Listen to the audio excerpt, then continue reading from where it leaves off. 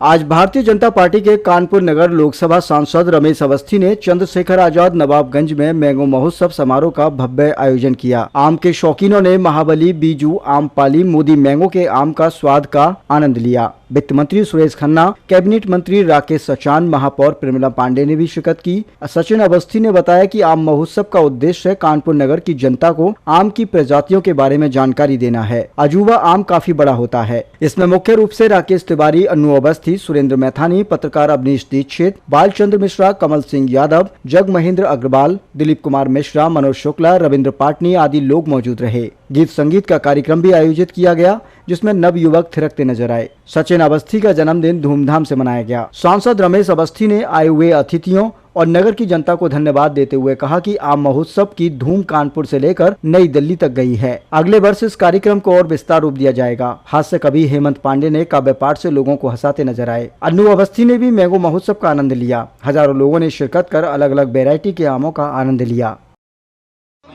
चला जा रहा है, आज वो ऐतिहासिक दिन है। क्या लगता है कि ये हमेशा चलता रहेगा और इसका उद्देश्य क्या है? देखिए, इसका उद्देश्य है लोगों को जोड़ना आपस में। आम के द्वारा लोगों को, आम आदमी को जोड़ना इसका उद्देश्य है। भाईचारा, एक दूसरे में भाईचारा बना रहे। कानपुर की गंगा जमुनी संस्कृति और आगे बढ़े, विद्वेष कम हो।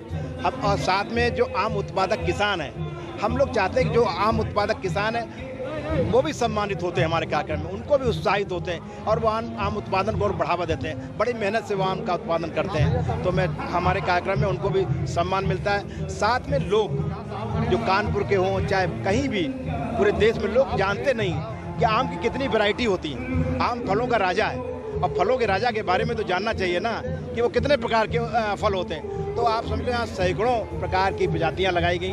कानपुर के लोग बड़ा उत्साह के साथ आते हैं। और आज तो आप मैं बता रहा हूँ, जो कानपुर में जब हम लोग का कार्यक्रम होता था तो 3 से 4 हज़ार लोग आते हैं। आज कम से 10 हज़ार आदमी यहाँ इकट्ठा है। पूरा सब लोग उत्साहित हैं, पूरी तरीके से ये पार्टी का आनंद ले रहे हैं। और इसमें पक्ष और विपक्ष के सब लोगों को हम बुलाते हैं। इसमें हम चाहते हैं कि राजनीति, नेता के लिए सब होता रहता है, लेकिन हम लोग कभी कोई एक ऐसा दिन चुने ताकि सब लोग एक जगह मिलकर बैठे और ये हम लोग एक लक्ष्य लें कि कानपुर का विकास करना, विकास पे चर्चा हो।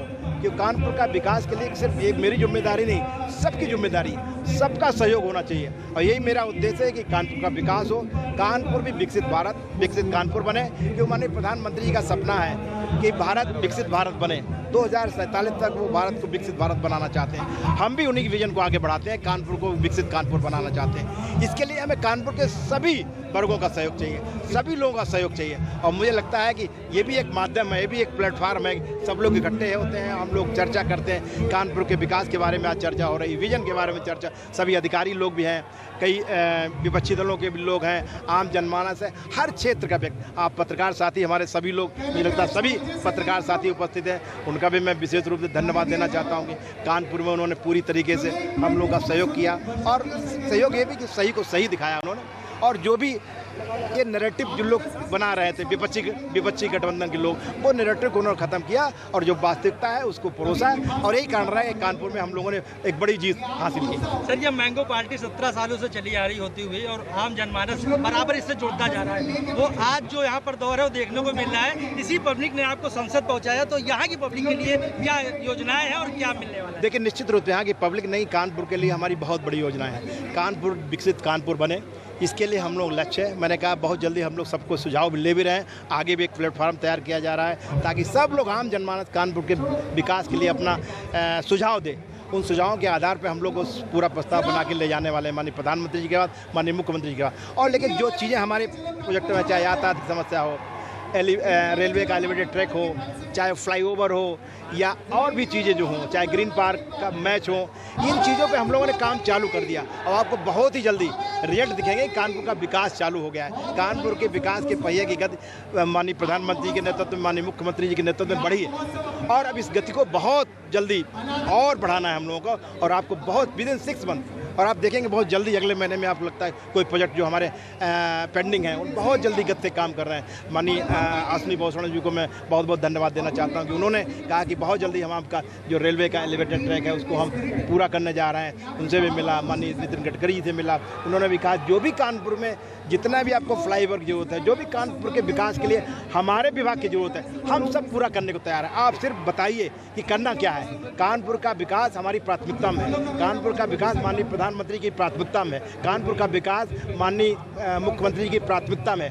तो हम लोग जब इतना सबका आशीर्वाद है, सहयोग है, तो मुझे लगता है कानपुर में अब वो दिन आने वाले हैं जो कानपुर का पुराना गौरव और पुराना वैभव वापस आएगा। लोगों के आपस में जो दूरियां हैं, दूरियां मिटाने का काम अगर कोई फल करता है तो वो आम करता है। उसकी मिठास आज इस कानपुर आम महोत्सव में आप सभी लोग देख सकते हैं। सचिन जी, कितने प्रकार के आमों की प्रदर्शनी यहाँ पर लगाई जाती है, क्योंकि किसी को पता नहीं कितने प्रकार के आम होते हैं। नहीं पता क्यों नहीं है, यहाँ पर आम एक लाइन में लगे हुए हैं, आप गिन सकते हैं 250 से ज्यादा आमों की प्रजातियां यहाँ पर हैं। इसके साथ साथ जो हमारे किसान और जो हमारा केंद्र सरकार है और राज्य सरकार के जो विभिन्न विभाग हैं, ICR डिपार्टमेंट है जो आमों के ऊपर रिसर्च कर रही है। और आम के रिसर्च के साथ जिस तरीके के आम आ रहे हैं, आप सभी लोग या हम स्वयं अगर आम खाने की बात करते हैं शायद 2 या 4 वैरायटी आमों की आप बता पाएंगे, लेकिन आज इस आम महोत्सव में आप देखेंगे कि 250 प्रकार के आम हैं। तो कहीं ना कहीं आम जिस तरीके का एक्सपोर्ट हमारे देश से सबसे ज़्यादा होता है, किसानों की आमदनी को दोगुना करने की बात भारतीय जनता पार्टी की सरकार करती है, हमारी केंद्र सरकार करती है, प्रदेश सरकार करती है। तो ये आम महोत्सव जो आम पार्टी के रूप में 17 वर्षों पूर्व शुरुआत हुई थी,